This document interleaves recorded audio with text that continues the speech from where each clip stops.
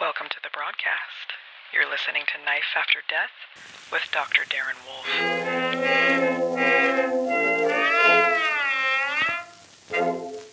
Say, did you ever hear the saxophone let out an awful moan, let out an awful groan?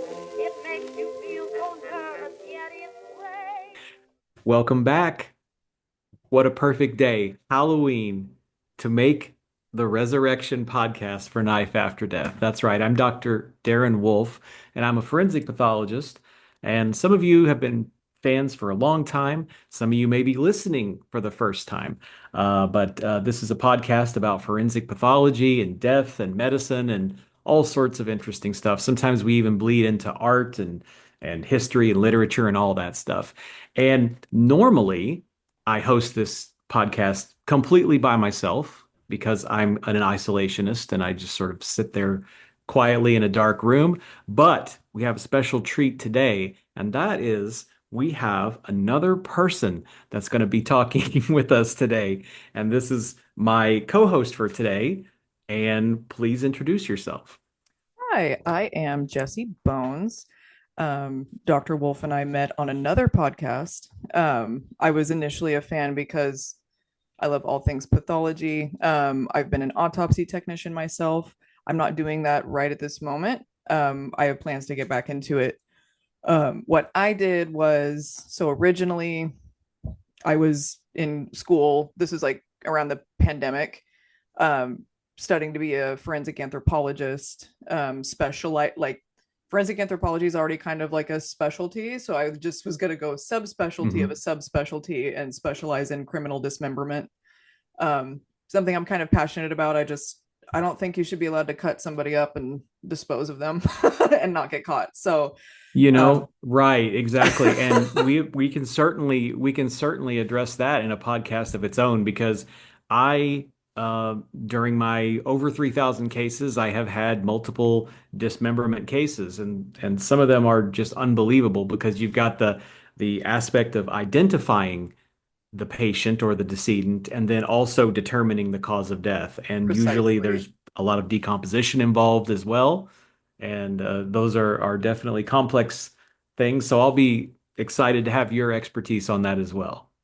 Yeah, the one that got me, the case that I was just like, oh, I have to do this. It was kind of like a twofold. So there was like the aspect of like how egregious it was, and then there was like obviously the science aspect, which is I think what shields people like us from getting like too emotionally involved. I'm a poet at heart, so I can get kind of emotional about things probably more so than other people in this profession. However, this one, this person dismembered somebody and like tossed like basically pieces of her, like he flushed pieces of her down the toilet, and I was just like, Oh my gosh. you've got to be like, I don't Yeah. understand the psychology that goes behind that. Actually, I can, which that's a whole nother thing, but and then it was kind of like within the realm of that case where it was two forensic anthropologists that were called in because there was like a piece of somebody that needed to be identified so that they could kind of proceed with this case. And obviously this single piece was not enough. It's not like CSI or something like that, but they were passing this bone back and forth to each other, and like over the course of like an hour between the two of them, they were somehow able to discern that it was like part of the sphenoid. And I was just Wow.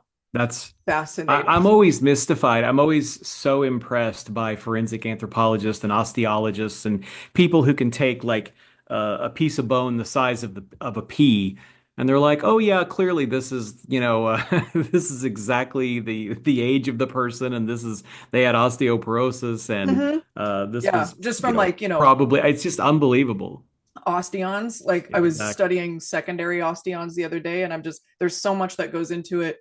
I have a forensic conference that I'm going to on the 15th of November, so I can maybe even film a little bit from there, for our podcast and just the show.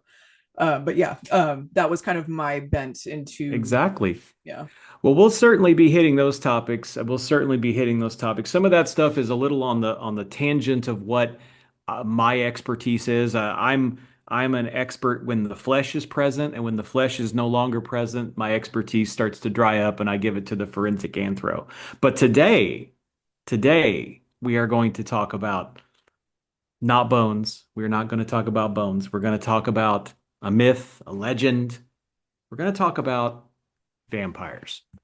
And I also want to point out that Jessie is in black and white because she exists in a realm that is only grayscale. I exist in the color world, but she is the grayscale queen. And where the realm that she is in, it's always tones of gray, black, and white. I So only um, exist in noir. just like the vampire. So it's a perfect tie-in. Exactly, exactly. So, with that being said, what we're going to talk about today is we're going to talk about at least one major theory on a disease condition that may have given rise to the vampire legend or myth, however you want to say that. Um, and I know that Jesse, you've done some research on some of this stuff. I did a little research. What did you find?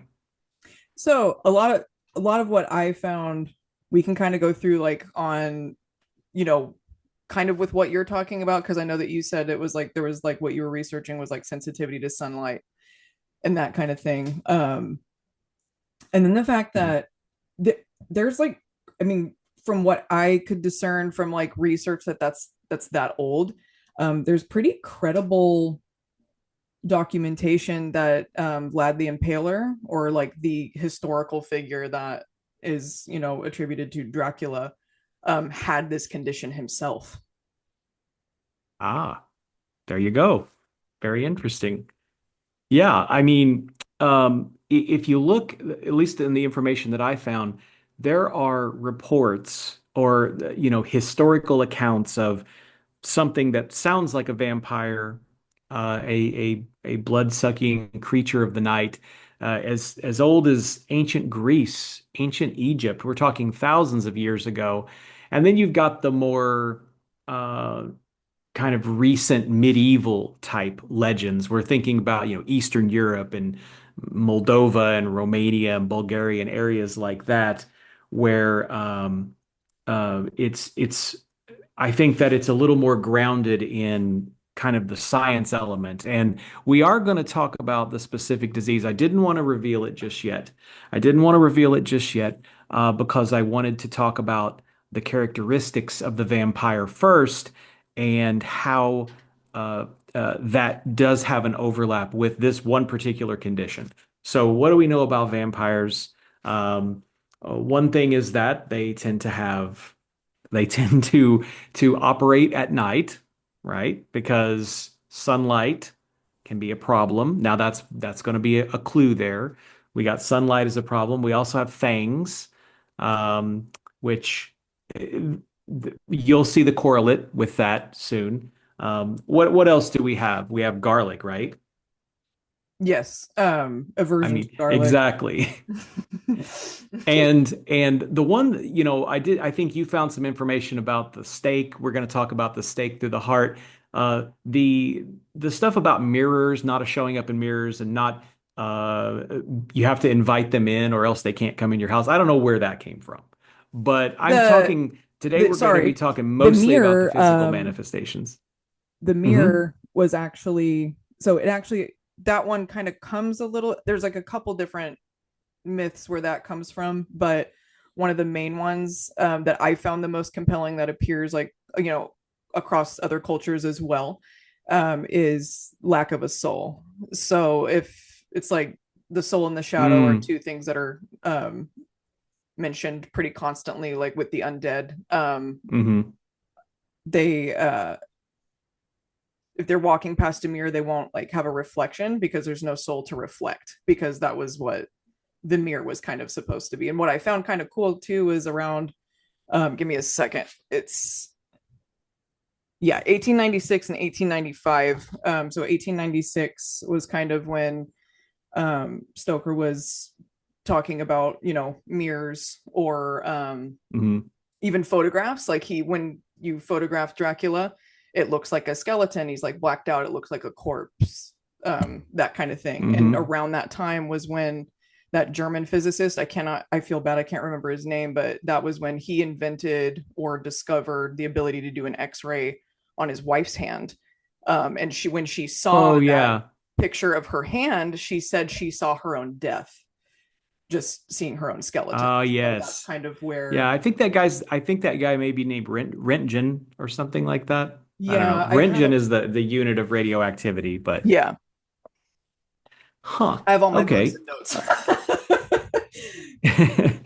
No, there's a lot of interesting stuff here because one of the things that at least I know doctors like to do is they try to give explanations for worldly explanations for otherworldly things. Mhm. And this, uh, some of this stuff started to come up in the 1960s, where there was a paper written that suggested that there was a possible medical condition that could explain the myth of vampirism. That once again came up in the 1970s, wasn't talked about much. But then in 1985, that's when it got a lot of traction. Did you happen to see that with the guy named Dolphin? I Yes. personally did not read the paper, but apparently he gave a lecture and he directly attributed vampirism to this one particular disease. And that disease, if you want me to go ahead and talk about it, is porphyria. Now, porphyria, which I went through medical school calling it porphyria, like there's something wrong with my I brain where that second syllable automatically turns into an refer O. I automatically refer to that as Porphyria as well, and I don't know why. I think we all kind of have I, like this infighting when it comes to how to pronounce specific medical things. I don't know if you've noticed that.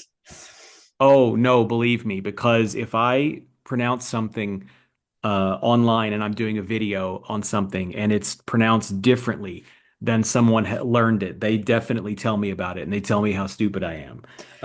There's one that used to Do absolutely kill me. There was yeah. one that destroy. So this was when I was in anatomical pathology, and I Mhm. got promoted to run the cytology department because I loved it and I just was good at it. So they just kind of like gave that department to me to watch over, Mhm. basically. But I was the cytotech. But I remember I sent specimens back to somebody when the pathologist assistant, and I was like, hey, I have, specimens from the duodenum. And he Oh, goes, that's don't the you mean one. duodenum? And I said, Yeah. I've always heard it as the other one. And he goes, no. He was like, don't say it like that. You sound like a dwad when you say it like that. Yeah. Yeah, there are rival gangs these days. It's you either choose duodenum or you choose duodenum, and you cannot do both. And the entire medical community is split. I happen to say duodenum, honestly. I do, Um, ever since he ripped me apart for that. I do also I say think I duodenum. said duodenum before I went to medical school, and then I was transformed into a duodenum person.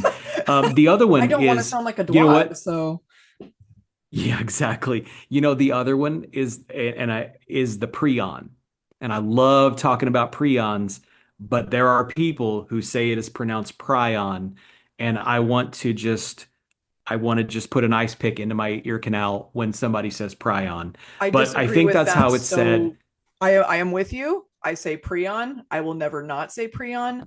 Please come for me with hammers. I don't care. Exactly.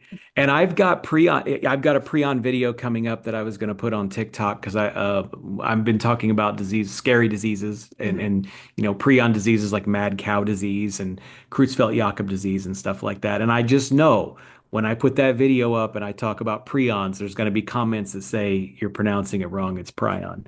Anyway, sorry. So I'm getting a little, but porphyria is now let's talk about porphyria because this is the key. This is exactly why we're here today to talk about vampirism and this guy named Dolphin. That his name is not Dolphin. His last name is Dolphin. He's not like it's not like Madonna where it's one name and he calls himself Dolphin. It's it's I don't know his first name honestly, but he gave this lecture And it got a lot of national attention.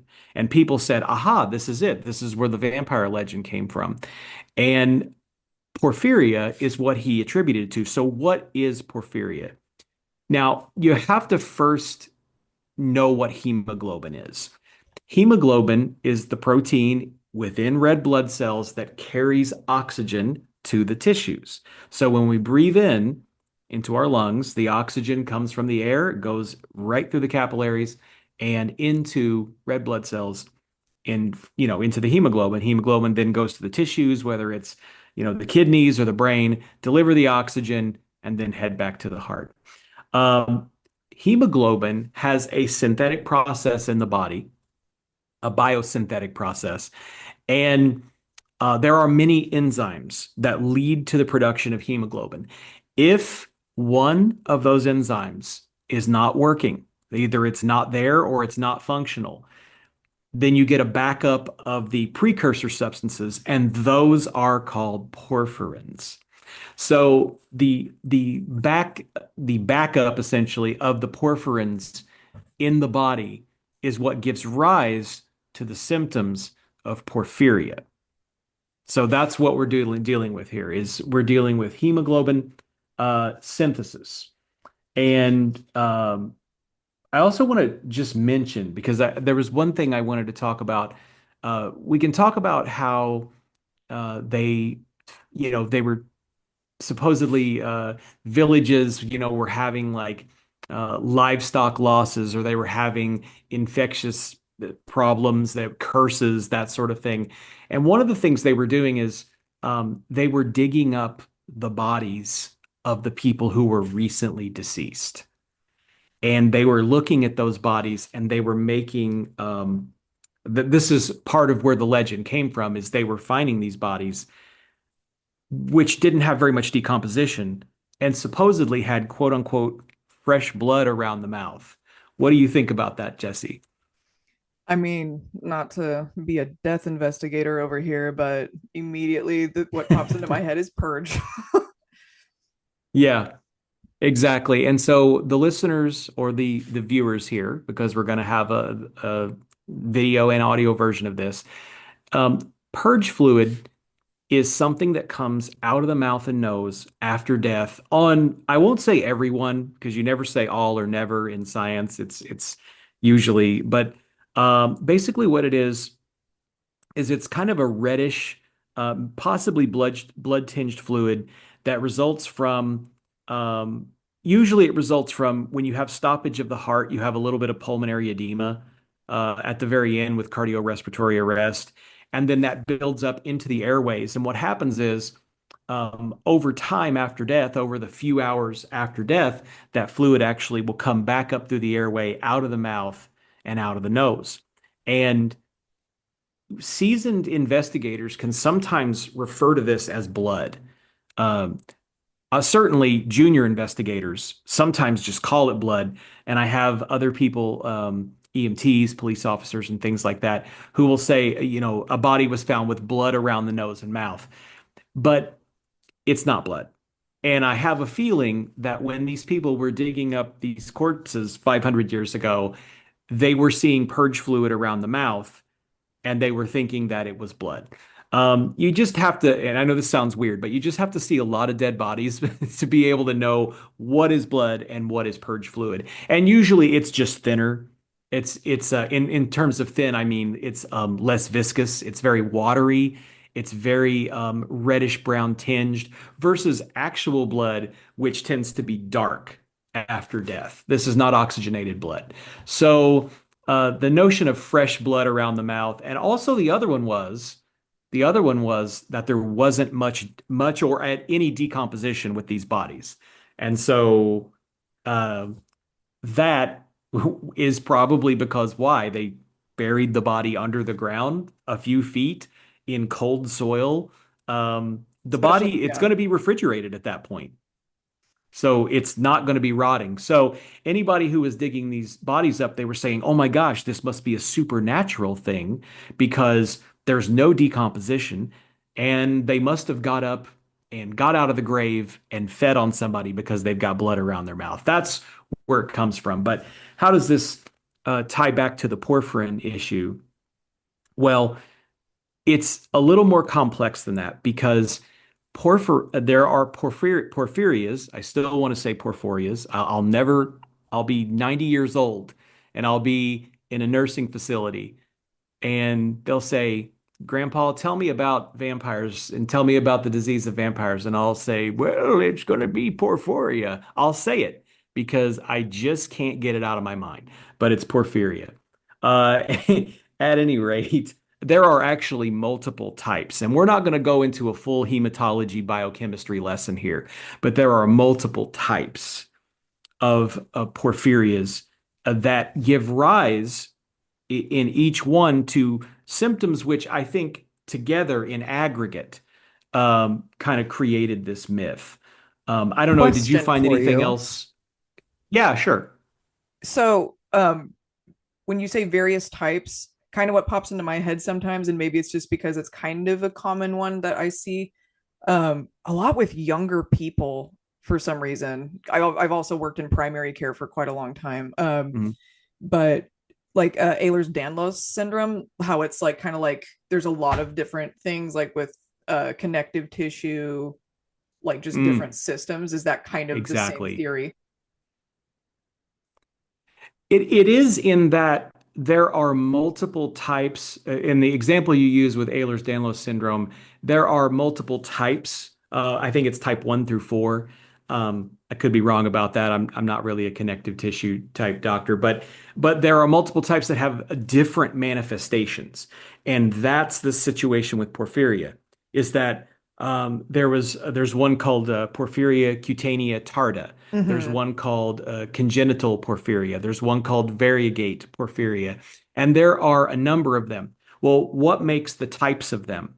Well, what makes the types is the enzyme, the actual enzyme that's producing the hemoglobin, which one is knocked out, that will give rise to that specific type of porphyria. Okay. And also the age of the patient is quite different. Some of them, like the congenital, these are going to be babies and toddlers. And then there are other ones that occur later on in life. But what's interesting to me is, and I found this most interesting. Maybe other people wouldn't find this as interesting, and we'll talk about symptoms in just a moment. Is that most of these, or a lot of these porphyrias, are autosomal dominant in their inheritance. So I don't know how much genetics you've done, but uh, autosomal dominant basically translates to if one parent has it, the child has each child they have has a 50% chance of having it.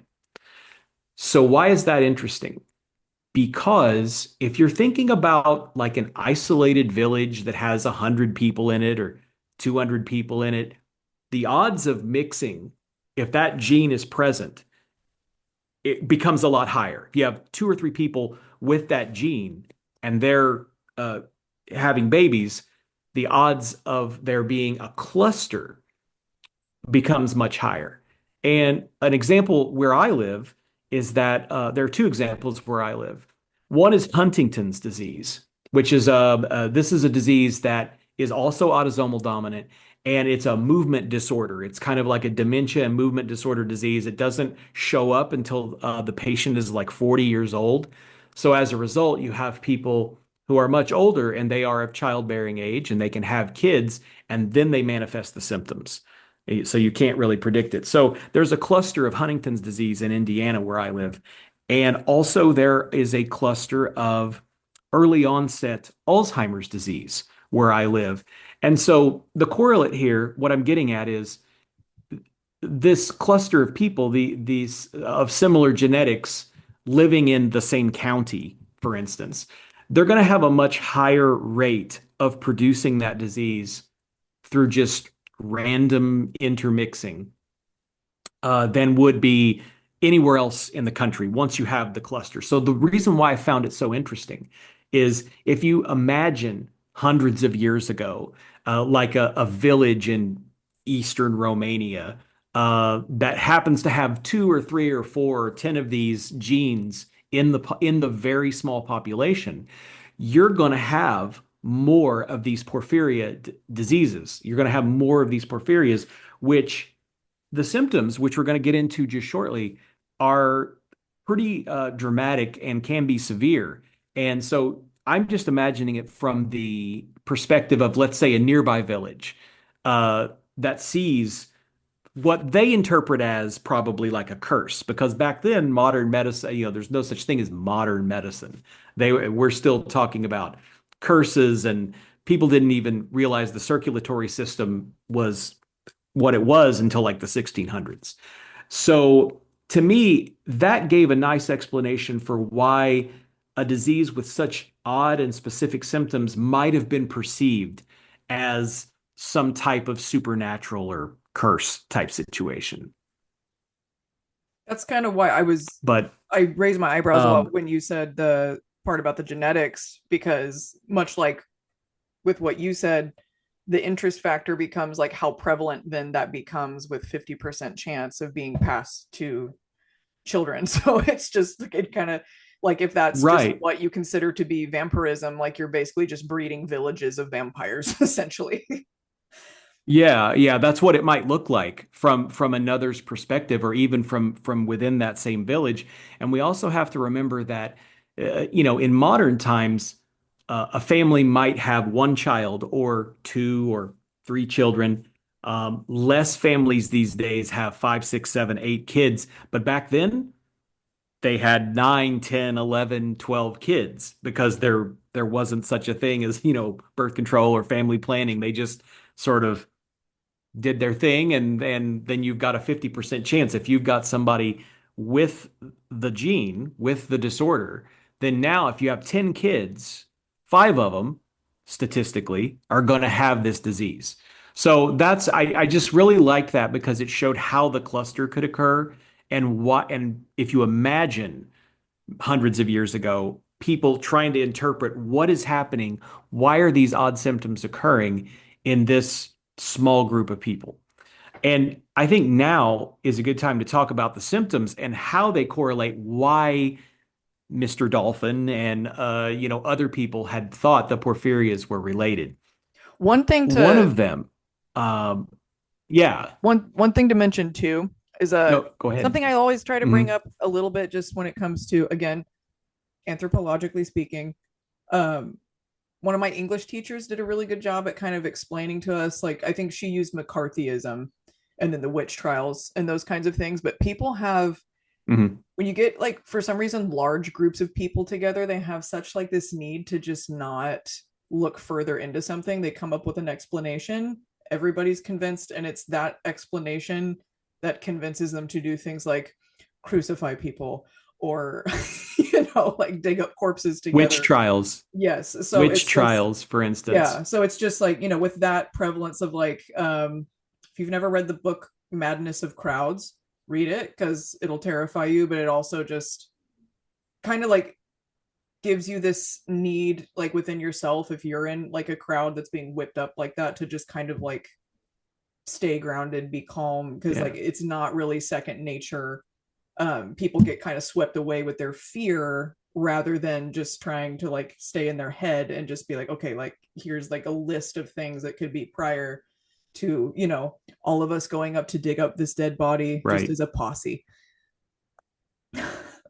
We can add that book to the Knife After Death book club, and we'll do the Okay, book review on that that works one. for me. Because I haven't read it. Sounds like a good book to me. There's a But bunch of let's talk books about that I these could symptoms. recommend. So, Yeah, I love it. The more people read, the better, in my opinion. yes. But so what I want to go over is that there are multiple forms of this disease, and I don't think there's one form that has all of the characteristics that you might confuse with vampirism.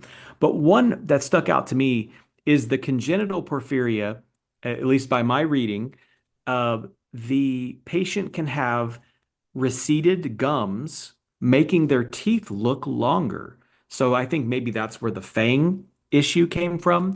And here's the other one that I really thought was interesting here is that they have something called erythrodontia. And what do you think that means, erythrodontia? I'll be honest, Dontia. I I've not wouldn't heard say. that one. However, I'm assuming Yeah. it's Eryth, well, so like an erythrocyte is a red blood cell. Yes. So eryth means red and dont, D-O-N-T, meaning teeth. They Yeah. had red teeth. So I the was gonna say, teeth is were it? stained red. Yeah. I was like, I knew it has Yeah. something to do with teeth for sure. Exactly. So they had the red teeth with the receded gums, and that could be interpreted, you can imagine, by a medieval peasant as somebody who had been sucking blood out of somebody's neck or wherever. It doesn't matter. But the erythrodontia, the receded gums, and also this is a very common symptom across many of the porphyrias, is that they can have red urine or even purple urine. In fact, the word porphyria derives from, I think, a Greek word meaning purple. And they can have Yes. purple, which is kind of wild. They can have purple feces or urine. So but red, I think, is the one that stands out here because you have to understand that back then people did not understand physiology. They did not understand that, uh, you know, probably how the kidneys worked, what urine was. So if they see red coming out of the body as waste, it wouldn't be a complete stretch to imagine that they got the that was blood and that it was because they had taken blood in. So I think that that's where that comes from, that they think that the consumption of blood is what led to the red feces or the red urine because they were taking it in and then their body was putting it out. Um, the other one is we've got the fangs, we've got the red teeth, we've got the red urine, we've got the buried body that doesn't have much decomposition. But the other big one is the light sensitivity. And in this case, now remember what a porphyria is that there are porphyrins, those are precursors to hemoglobin building up in the skin. And what happens is when you are exposed to UV radiation from the sun, it causes blisters. And so, what does the vampire famously not like? Sun. Sunlight. And all the movies we've watched as kids and as adults, um, what do? They'll flip back the curtain, or they'll open the door, they'll open the casket, and the sunlight comes in and it burns their skin, and that's how the vampire is vanquished. But in this case, somebody with a porphyria can have a pretty severe reaction, and they get essentially burns. They get like blisters on their skin.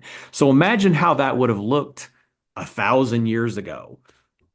That person would have learned to not go out during the day because There's they would have a went and out at then night. another one that I can bring up too, which is actually I have this.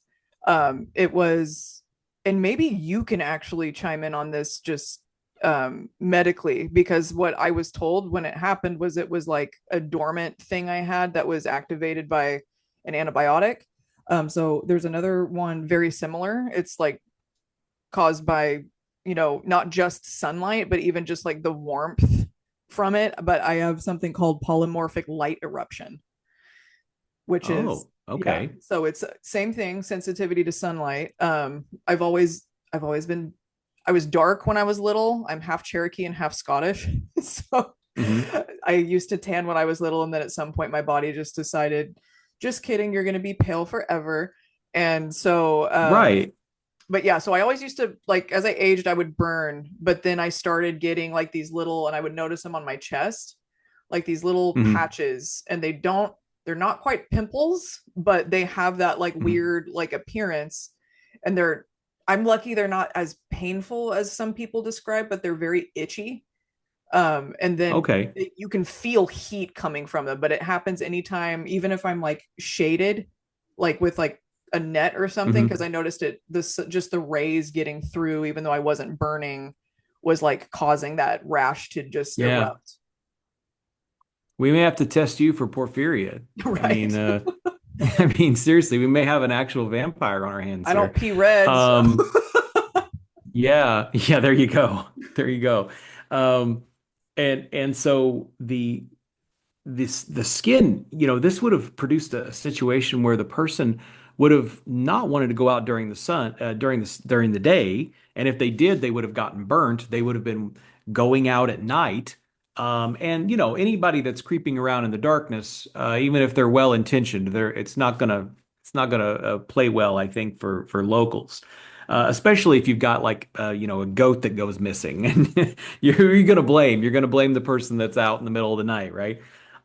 There's one more that I thought was really interesting in this one, and that is what do people hang on their doors when they don't want the vampire to enter?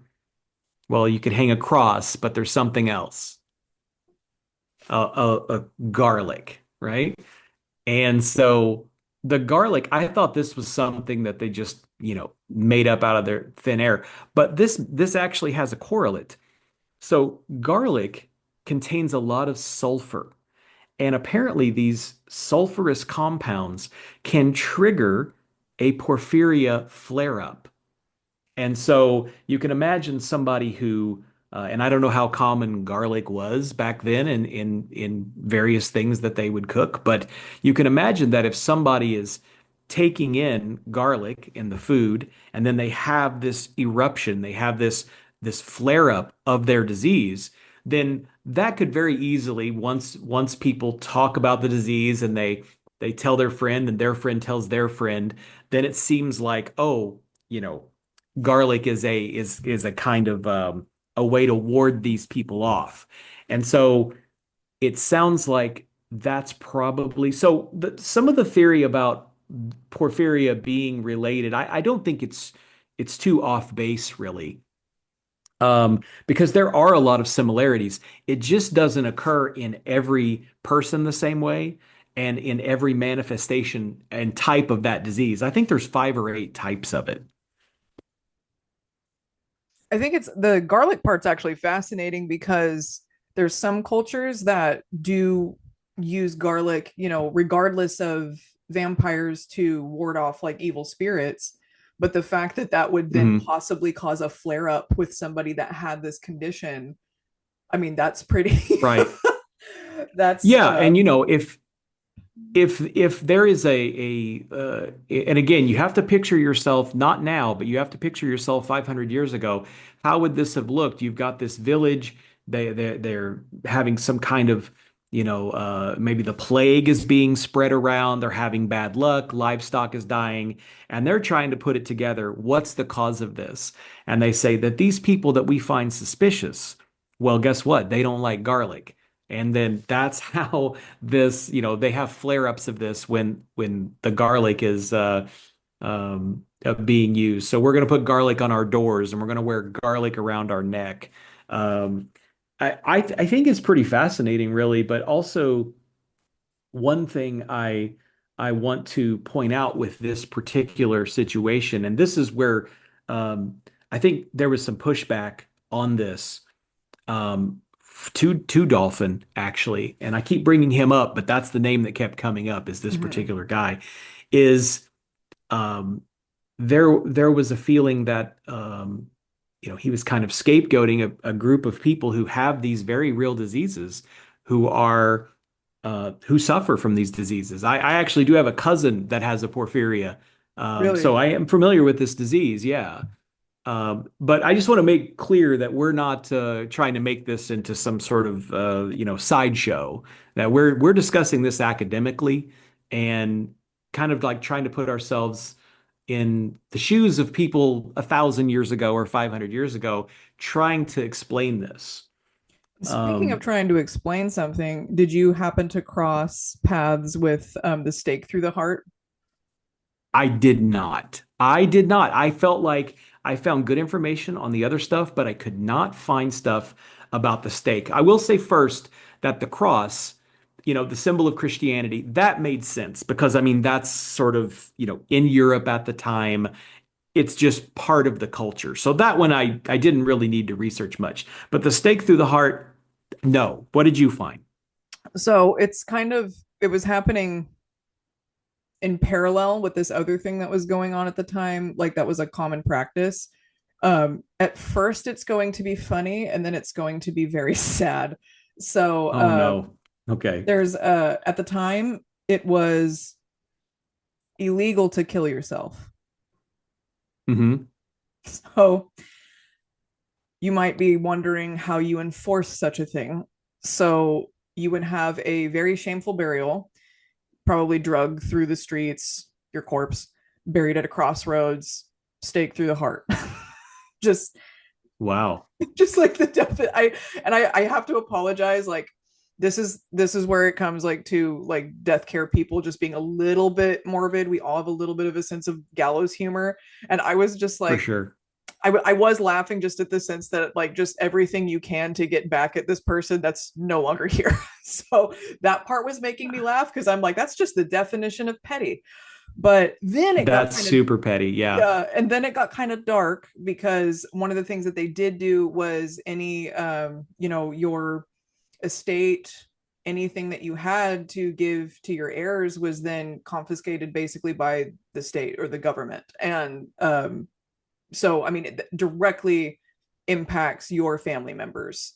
So So you mean if you killed yourself, then the government took everything? Is that right? after your shameful burial, on top of that, they would take everything from you as punishment, even though the person that's ultimately facing that punishment is your family.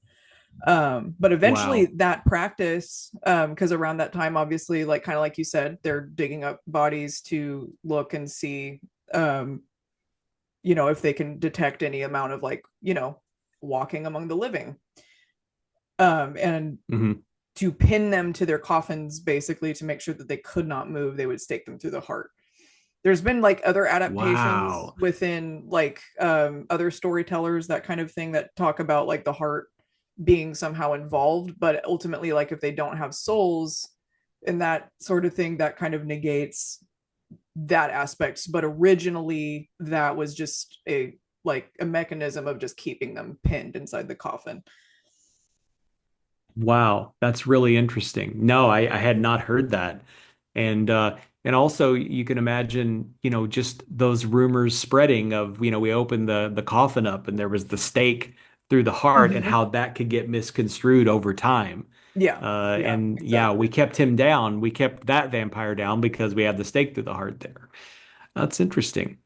Did you find anything else on the Porphyria side that you wanted to talk about? Because there is at least one other disease that I saw as an explanation for this. Other than kind of like you were saying, like it presents different in everybody, which something I kind of wanted to circle back to that you said at the beginning, it's never always or never with medicine.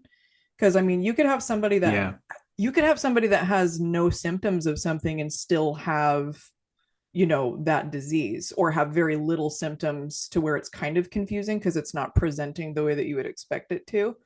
You see that a lot in yeah, primary care. And it does kind of make people feel like they're going crazy sometimes because it's just like, it's another thing we always, I feel like, need to be careful about, like in medicine, where it's like, sure, you have neurotic patients sometimes that, you know, maybe what they're going through is more psychological, but they feel like it's presenting physically. But sometimes yeah. the person whose responsibility it always is to figure out if somebody's being a little neurotic or if there's something going on that's just kind of like tearing them up inside that we can't see yet. That's always the responsibility of like, the medical staff.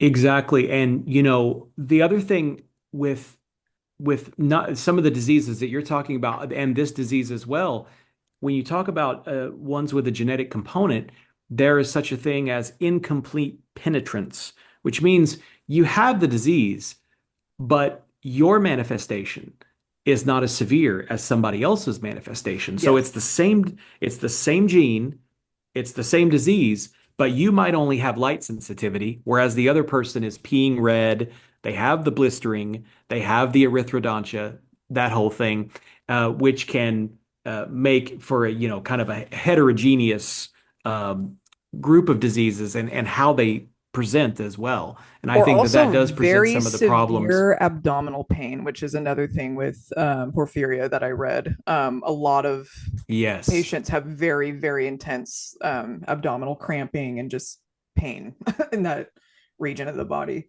And that particular symptom is so difficult for any healthcare provider to figure out what is this? Is this something terrible? Are you rupturing your abdominal aorta? Do you have colon cancer? Is it IBS? Is it indigestion? Because it And really only so comes up like with I often labs. wonder, Sorry, it really only yeah, comes up with labs. Like you'd have an elevated CRP, and then kind of like, unless you were like trying to target, rheumatoid arthritis or something connective tissue wise, if it comes up like elevated CRP with like normal lipase, that one's kind of hard. yeah. And the in this particular case, I think that since most of them do have a strong genetic component, family history would be a big one on this one. But I know a person who has it who didn't appear to have any sort of family history of it, which is kind of interesting because, things can come up. You can have spontaneous uh, diseases that are considered genetic because, I mean, if you think about thousands of years of living, I mean, these diseases had to come from somewhere. They come from some kind of mutation. As a de novo is what they call it, a de novo mutation, and then it carries on if it doesn't produce lethality. And diseases like this would not be immediately lethal to the patient, much like when I talked about Huntington's disease earlier.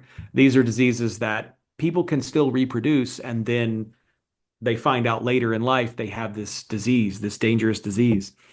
I'll tell you one as far as other diseases here that I wanted to talk about is when I was reading about the sort of vampire legend, other people had mentioned rabies as a as an explanation. I wasn't as high on this. Um, I did not feel great about this. There were a couple of things I think do match, but rabies is a disease that it comes from a bite, so that fits, right? We have a bite usually, A bite that could possibly come from a but bat, it's but and a bat, because if you think about like the sort of cartoonish version of Dracula, where he turns into a bat, it does make you wonder if that's where that came from, because bats are vectors for rabies, and in fact, I sometimes hear about, and this is just a public health thing I wanted to talk about for a second. People will say, "Oh, yeah, I had a bat in my house, and I just grabbed it and got it out of there." You have to go to the doctor if even if you did not sustain a bite, because people can get rabies without evidence of a bite. A lot of people don't like to realize that, but um, yeah, if you find a bat in your house, you have to go to the doctor. You have to go probably get rabies shots. it is astonishing to And I me. remember It yeah. is astonishing to me how, because I've had that story before too. And don't get me wrong, I understand bats are cute. I call them sky puppies, but you do not need to go out touching them if you are not somebody that has an education to do that. But the amount of people that will come in to see us with a spider bite that's 5 years old versus I touched a bat yesterday, Oh my gosh. it's just Yeah. Well, there's a well, there's disconnect been a there. theory. There's been a theory that the saliva of the bat is enough to transmit the disease without a bite. So, for instance, let's say you're sleeping in your bed, the bat comes down, maybe it flutters around your head, and it goes back up in the corner. There have been people actually get rabies with no evidence of a bite. So they're thinking it has something to maybe do with saliva if it, comes up onto your face and I don't know, somehow you get it into your mouth or something. But the rabies, I wasn't real cool with, except that um, photophobia is a symptom when you have rabies, and photophobia meaning fear of light. So you've got fear of light, you've got possible history of bite, you've got the bat stuff. I just didn't feel like it matched up very well at all. And the other thing is, when you think about rabies and diseases like that, it's a very aggressive disease. It's if you've seen videos of patients that have rabies, they are really suffering. I mean, they are in horrible pain and they are delirious and that sort of thing. When you think about the vampire, at least as we know them in legend and we know them in pulp culture, they're sort of like sleek creatures of the night that are not necessarily even skulking around, but they're just sort of like smoothly living in the shadows. And I don't really think that fits with rabies very well It doesn't, and because especially when you think of them as like the undead, um, you know, Yeah. the shadow of somebody. Like, so it's just kind of like there's still decision making capability. There's still, Yeah. because it is very much like this from another world type of thing, as opposed to just an out and out monster. I know that it's kind of like categorized as a monster in a lot of ways, but it Yeah. would not fit the basically like what would be considered like psychosis and like deteriorating mental state of somebody with like late stage rabies. Exactly. Now, I love to talk about rabies and also prion diseases because I love to talk about zombies, and we'll do that at some point. We'll do that at some point because it's one of my favorite topics, and we can do our crossovers into some of the movies that we like and maybe even have problems with with the 28 days later and stuff like that. Um, I guess, in conclusion, like if we just sort of like go back and think about this, I think that I actually sort of feel good about the porphyria being a reasonable explanation for how this legend myth came about. And it just turned into, it's a real thing where real people suffered. And then I think it sort of became a game of telephone where the village two hills over, learned of people that were suffering from this disease. And then they told people when they were traveling, and then they told people when they were traveling. And it just keeps getting bigger and bigger and bigger. It's the sort of game of telephone that we lose or add details as it goes from person to person or group of people to group of people. And, but, other people would just say, "Man, you're stretching too hard. You doctors are stretching too hard. It's just somebody that just made it up, and there's no historical basis." Well, I don't know how much I think there's a kernel of truth in everything, right? I Yes, mean, I when you agree. have these kind of monsters, I mean, we could talk about all sorts of things, like in terms of Frankenstein, we're going to go to another monster there. I mean, was there somebody at some point trying to resurrect a dead body using electricity or something? I mean, I think that was probably a very reasonable thing to try 150 years ago or I loved whatever. And have you ever read yeah. Frankenstein, like the actual novel?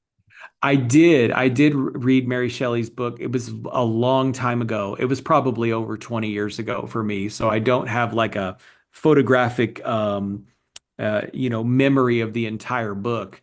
But yeah, I did read it.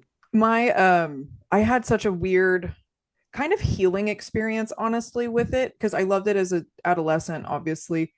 But she apparently had shortly before, like, beginning to write the story of Frankenstein, she had lost a child to miscarriage. Hmm. And she Hmm. was like, an 18-year-old newlywed. And right before I went to go work in the morgue for the first time, I'd also had a miscarriage. And then like the Hmm. only children I had contact with like throughout the entirety of like my stint, so after having my miscarriage, like a week after that was my first experience with a child that was being autopsied, that I Oh, had to autopsy yeah, because of that's child tough. abuse.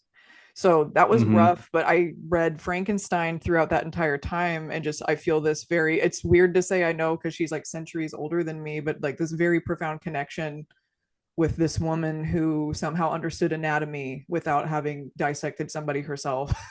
And it was just, Yeah. I loved that. Uh, It's a like really traumatizing experience in my life, but also like one that I just like look back on very fondly. yeah. Yeah. Well, I mean, that's once again, and I know that you and I are the same in that we love literature and we love learning and we love reading. And I always try to stress this, whether I'm, on my social media or whatever, that the experience that you just talked about shows how, being engaged with some type of literature that might be 200 years old, it helped you during that time. And that's a rough time, especially Yeah. doing that work. That's something I haven't talked about a lot on this podcast or much really online because it sort of gets blocked and covered up. But the pediatric portion of our job is without question, the most difficult. And I think that that's the dividing line between people who want to become forensic pathologists and people who do it and people who don't. Yes. I have a lot of people tell me, I would love to do your job, but I could not do kids. If I could do it without doing kids, I would do it. And I'm like, well, unfortunately, you have to do it. If you're a forensic pathologist, you have to do those kid cases. Um, which is a little bit off topic from what we're talking about today, Yeah. but we will address that at some point. Yeah. I'm There's very an passionate about entire, discussing that. you know, and I'm not trying to go on too much of a tangent, but those are some of my favorite cases because I feel like I try the hardest that I can possibly try because I know that there are parents grieving, siblings grieving, and things like that. And that's one of the great things about our field is that when you do these type of investigations, you can give people answers. Sometimes, most of the time you can. Sometimes you can't. But that's one of the things I love most about forensics, and death investigation in general. Um, is there anything else? I always love to kind of like pick your brain on pop culture stuff. Like, do you have like a vampire or Dracula type book or TV show or movie that you like So I was actually, yeah, that stands out to you? this is funny because it ties back into something that I told you a little bit ago when we were talking. So I'm in the process of getting my tattoos removed because in order to be a forensic anthropologist and appear in court, you want to look like the expert that you say that you are. So I'm Yeah, kind of, yeah, that's no, I didn't mean to cut you off there. It's just I know that that's a touchy subject for people because a lot of folks in the field do have tattoos in forensics and forensic anthropology and just that sort of death side of the field, mortuary science and stuff. Almost everybody has tattoos, and yet if you are going to appear in court, it's it does, I think, affect some things. I try to tell people not to get tattoos on their face or their neck or their hands. That's usually what I tell people, and the rest of them you can usually cover up. yeah. Anyway, sorry, go Yeah. ahead. Oh no, you're fine. But the one that I'm really struggling with having removed, so it's and it actually this is crazy because it ties back into like this whole conversation, but it's a movie called Shadow of the Vampire. And it's like a Mhm. metafiction based on FW Murnau's Nosferatu. So like I just watch Mm. it. It's hard to watch right now. I'm not sure who owns the rights to it or if anybody does. Google it. You can rent it from me. I have it on See, DVD, but so it's a great movie just in and of itself. It's very artful, wonderful film. It's funny. Like you, anybody I think that watches it would love it.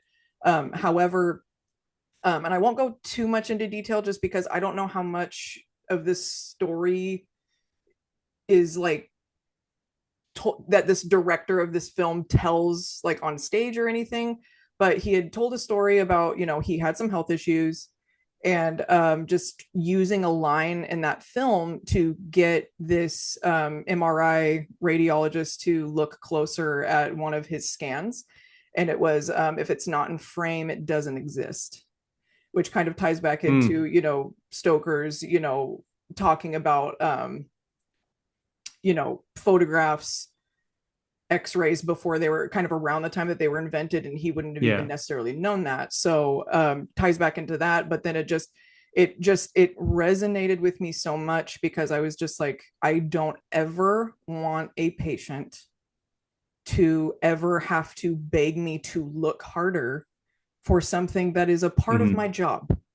And Yeah. I was very overwhelmed with that sentiment, and so I have a tattoo of Nosferatu on my thigh, with like one of those Hmm. old cameras, and that phrase, if it's not in frame it doesn't exist, on my thigh.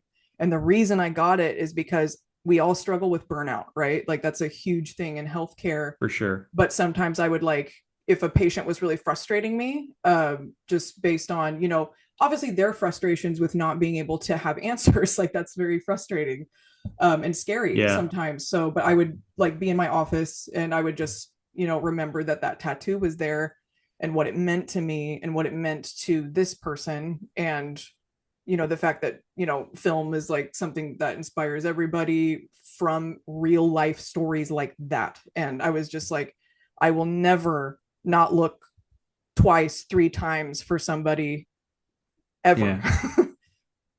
Well, see, I knew you were going to have an example that was going to be sort of artsy and esoteric and deep meaning it. And meanwhile, I'm over here like, oh yeah, Count Chocula is my favorite cereal. I'm just like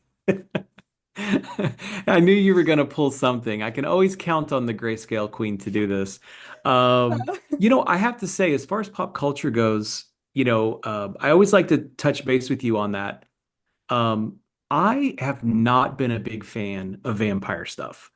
I am not a Dracula. I am not a vampire guy when it comes to, horror movies. And I do love horror movies. Mm-hmm. Um, Yeah, I think, yeah, I think literally my favorite iteration of Dracula is probably like that movie from like, I think it was like 1987, The Monster Squad. Do you remember that movie? I do. I just, did you watch that one? I love that movie. That's like one of my favorite movies.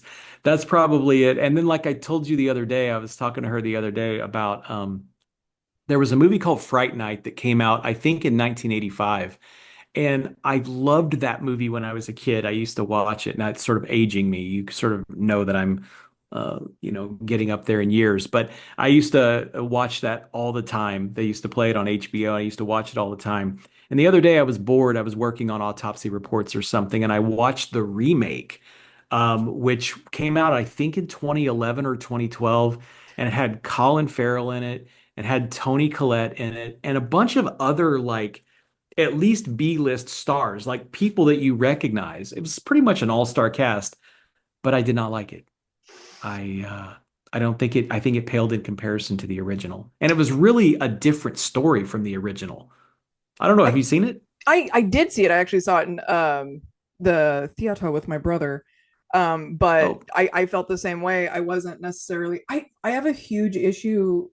I feel like I don't want to like say just kind of like medicine, never say always, never say never. I don't want to say never do remakes, but yeah. it takes a lot to actually remake something if the original was so great. So I'm not a bit, and it seems to be dominating Yeah. what you see in, Hollywood at the moment. And I'm not feeling Yeah, it. I'm not a big fan of remakes either. And the first movie, I mean, it's not like it was some sort of cinematic masterpiece. I mean, it is literally just that classic 1980s horror movie, campy type stuff, somewhat Which humorous. works sometimes though. Um, I love it. No, I actually love it in that particular genre.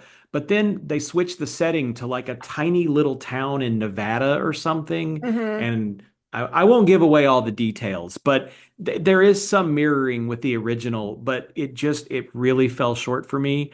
And I don't feel like my entire life was wasted while watching it. I was glad to see it That's because I fortunate. always like to see. Yeah, yeah, it wasn't a complete waste, but at the same time, I was like, man, why didn't they just make this a completely different movie? They literally used the title and then just sort of, I don't know, it just didn't seem to fit at all. I would Did have rather you seen it as a sequel. did you Yeah. see by any chance? I know you said that you're not super into vampire movies, and I feel bad because I feel like I'm giving a little bit of this film away, but the most recent vampire movie, Sinners. No, I did not see it, but I heard good things about it. I I had a very, like I said, I'm half Cherokee.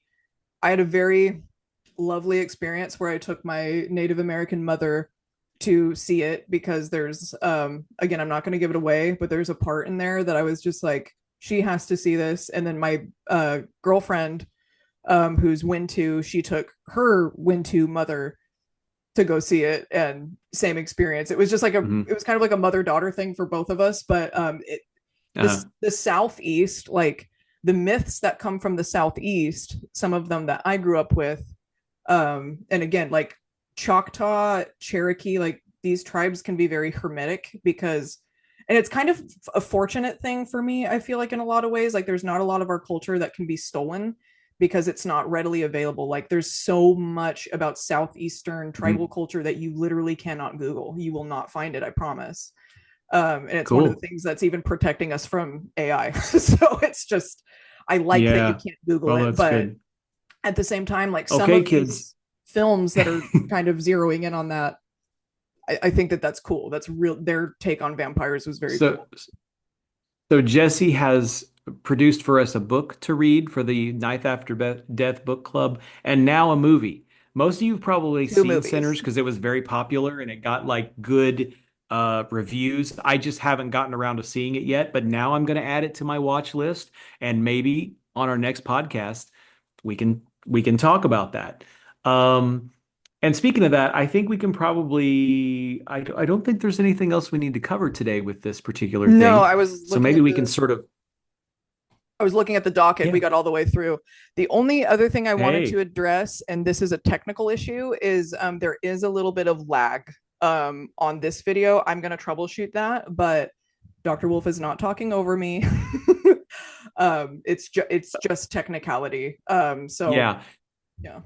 So yeah, and we probably should have addressed that up front because we did a podcast together before, Jesse and and I got some like hate mail comments about how I was talking over her and sort of railroading her, and she didn't feel that way at all. We talked about it afterwards, and she felt bad because I was getting killed online with people saying I was talking over her, but I think it might have been due to a delay because we're not in the same place right now. We're not in the same house. Maybe someday we'll do some on location podcasts. But if you're listening and you're thinking Dr. Wolf's talking over Jesse, please, I'm not trying to. We already talked about this in the pre show before we went on air.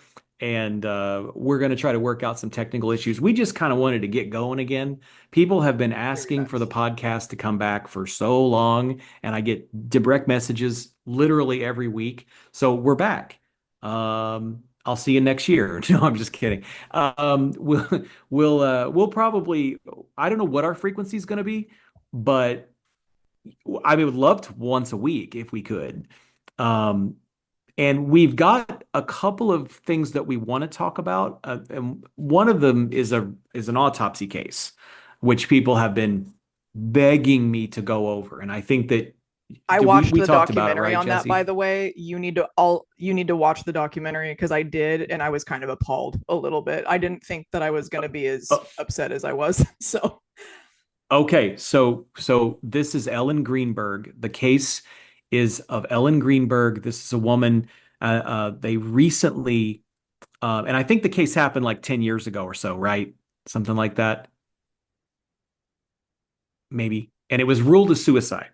And then it was reopened and ruled a suicide again. But everybody who kind of studies the case, or like lay persons, I guess, are swear that it's a homicide. So lots of people have asked me, and there was a lot of stab wounds, I think, on the body. There were stab wounds in the back of the head.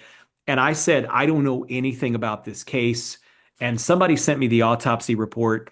So Jesse and I might be taking a look at that, and we're going to try to do that as a podcast. I don't know right. that it's going to be next, Might but it not be could be next, next. only because we definitely need to verify those records. Just so everyone's aware, there are fake autopsy reports, like a plethora of them Yep. online. And if you're not Kurt Cobain. precisely, Yeah, like Kurt um, Cobain. Yeah, a lot of them are autopsy reports of very famous people, particularly musicians. I've had people beg me to do the Kurt Cobain case, and I say, "Give me an autopsy report, and I'll do it." And then I find out that apparently there are fake autopsy reports online of his, but the real one has never been released to the public, from what I understand.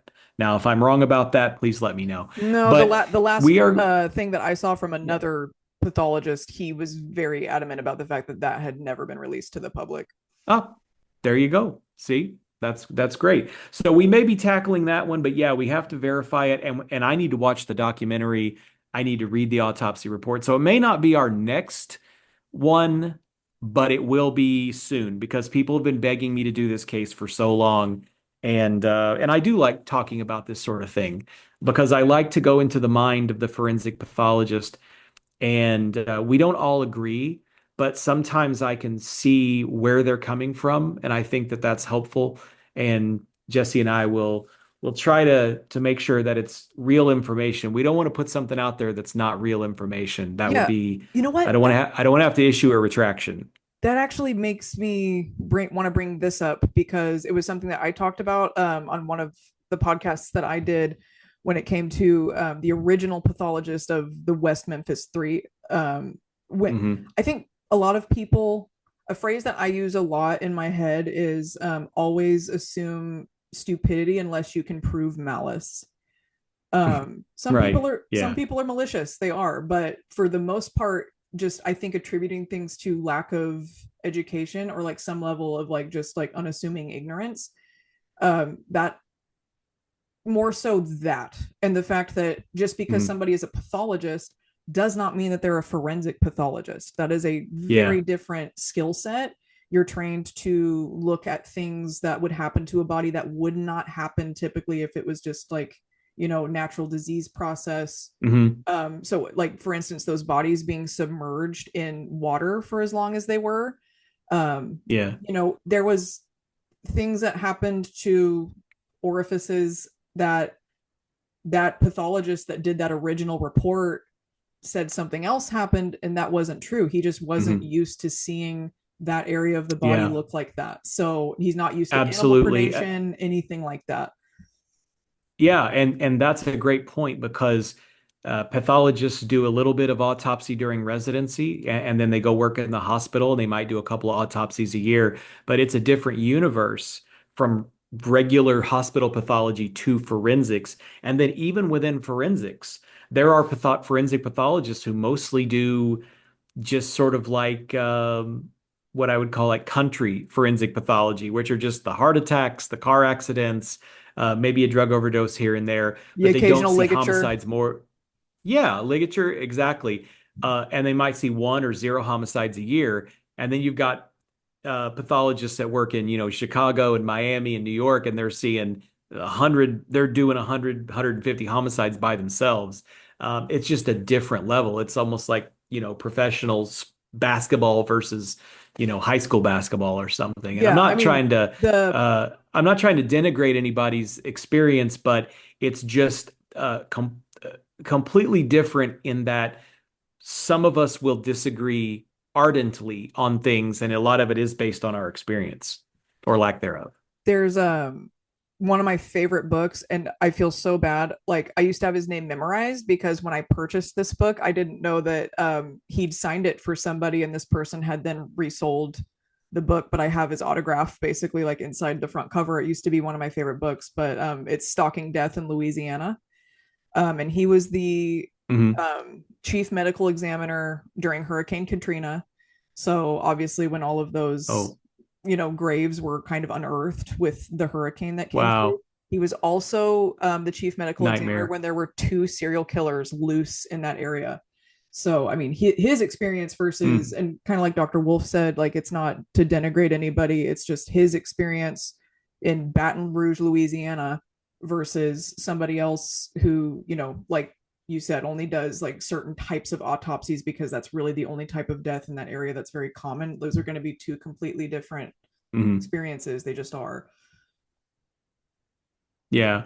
Well, like the example I always give is that people in forensic pathologists in Florida are really good at well, they're good at a lot of things, but I'm saying they're going to be better than me at things like alligator bites or scuba accidents because in the middle of Indiana, I don't see that.